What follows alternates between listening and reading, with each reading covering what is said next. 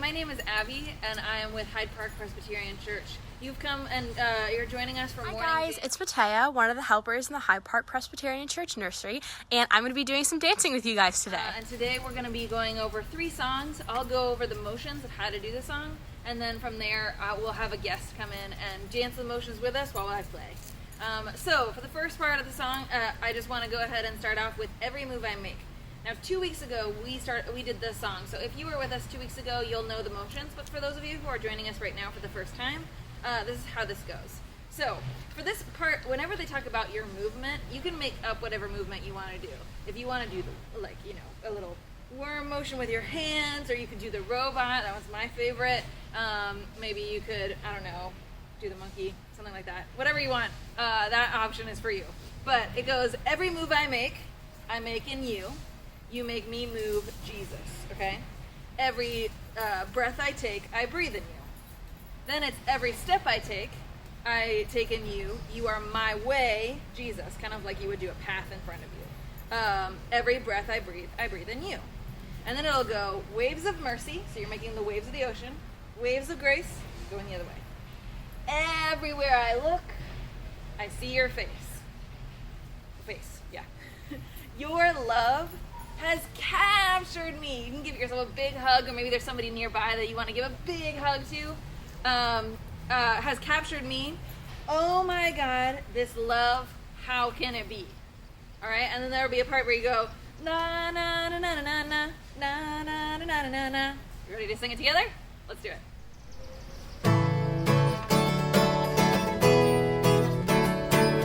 Every move I make in you. Make me move, Jesus. Every breath I take, I breathe. Woo!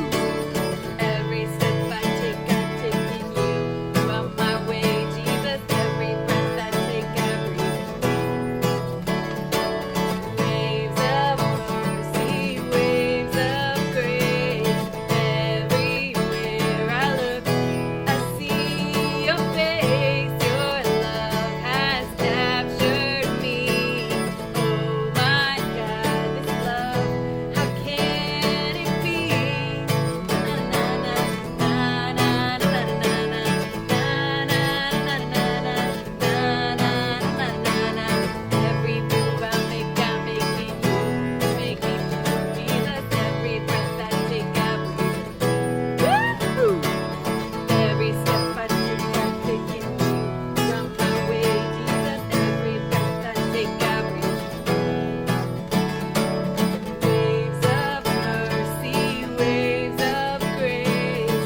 Everywhere I look, I see your face. Your love has captured me.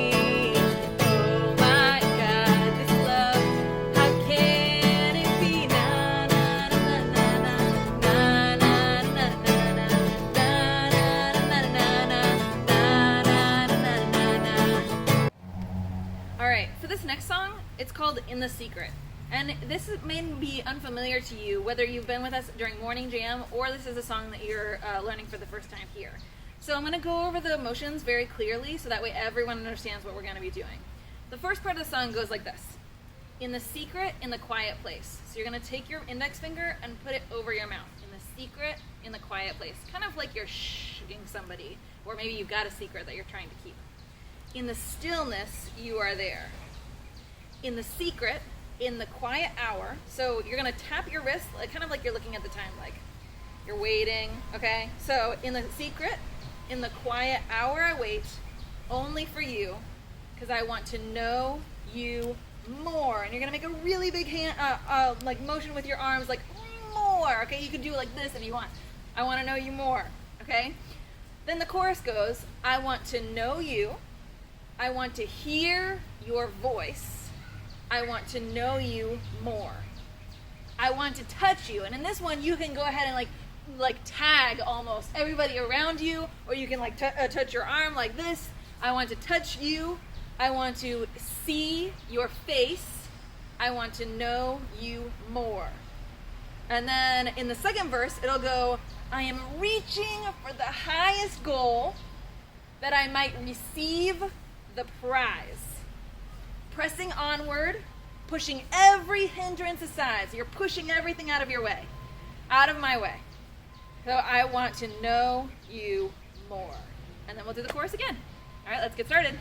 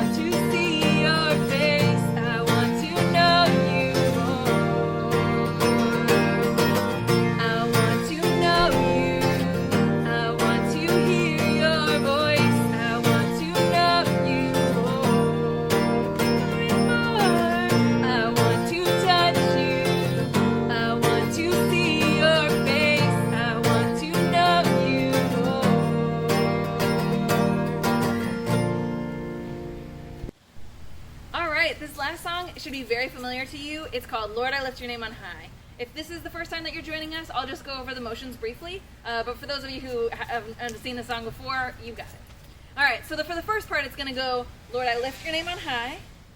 Lord, I love, or I love, you can do a heart or cross your arms like this, to sing your praises. I'm so glad you're in my life. I'm so glad you came to save us. Then it'll go, you came from heaven to earth to show the way, from the earth to the cross, my debt to pay. From the cross to the grave, act like you're digging. From the grave to the sky, Lord, I lift your name on high. And there's another part that I like to do that's lift his name, lift his name, lift his name on high. Let's do it.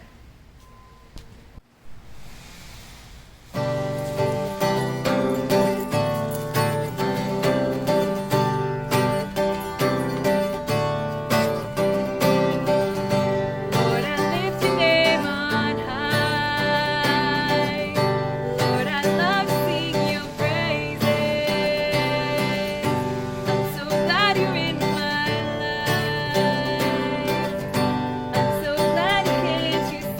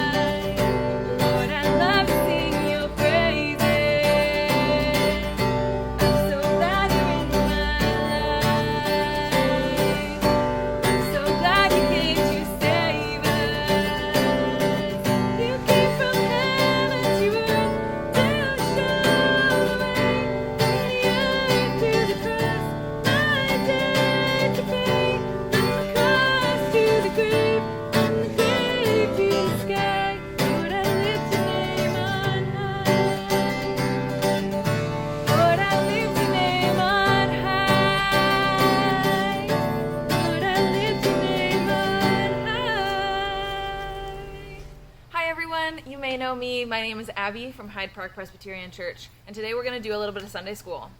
So this morning, we're going to be talking about someone who is very, very powerful. But before we even get into that person, I want you to go ahead and think to yourself, who is someone that you can think of? Someone who is real, like in our everyday lives, who has a lot of power. So go ahead and just call it out. Maybe you said that it was like your principal, or your parents, or maybe even someone who is in charge of government, like a governor or mayor, or maybe even the president. You know who else has power? Kings and queens. And these people all seem very powerful. But I want to ask you, do they really have power? Could they stop a storm? Could they just use their words to heal somebody? Would they be able to maybe speak words and make something out of nothing? No, right? You know who does have a lot of power, though? Jesus. Jesus is all powerful. And today, our Bible story is going to tell us about a time when Jesus truly, truly showed his power. Now, I want to go ahead and bring you back to what we've been talking about the last few weeks. We learned about the time when Jesus was meeting his followers and calling them to him, when they had them turn over and cast their net and ended up catching so many fish. That was almost they were surprised. Honestly, that showed them that he was powerful. Or about the time when he told his disciples, no, I want the children to come to me. And he showed his power because his disciples listened to him. And then he was able to show that love and show that he cared for us. So we know, just like in our Bible verse from Hebrews, that Jesus was the same yesterday as he is today and forever. So let's learn about how he's been able to do that. And as we're talking about this, let's go ahead and I want you to show you this picture. The story is called Jesus Brings Lazarus Back to Life. Jesus has some good friends named Mary, Martha, and Lazarus. They were sisters and brothers who lived in a village of Bethany. Jesus often visited in their home. Jesus loved his friends so much. One day, Mary and Martha sent a messenger to tell Jesus that their brother Lazarus was sick. But Jesus did not go immediately to Bethany. Jesus told his followers that Lazarus was asleep, and this made them think that Lazarus was going to get well. But then Jesus told them that Lazarus had died. Jesus and his followers did go to Bethany. By that time, Lazarus has already been in the tomb for 4 days. As Jesus came close to Bethany, Martha went out to him. Martha said to Jesus, "Lord, if you would have been here, my brother would not have died. But I know that even God will give you whatever you ask." Martha believed that Jesus had great power and that Jesus is the Son of God. When Mary went out to see Jesus, she also was very sad and crying. Jesus asked Mary to show him where Lazarus had been buried. Then Jesus cried too. Jesus, Mary, and Martha, and all their friends were now in front of the tomb where Lazarus was buried. The tomb was a cave that had a large stone across the entrance. Jesus told some people to move the stone, but Martha said that Lazarus had been in the tomb for 4 days, and it wouldn't smell very good if the stone were moved. But the people moved the stone anyway. Jesus prayed to God. He wanted the people to believe that God had sent him. Then Jesus said loudly, "Lazarus, come out!" Lazarus came out of the tomb. Wow. Jesus told the people to help Lazarus get out of his grave clothes. And Lazarus was alive again.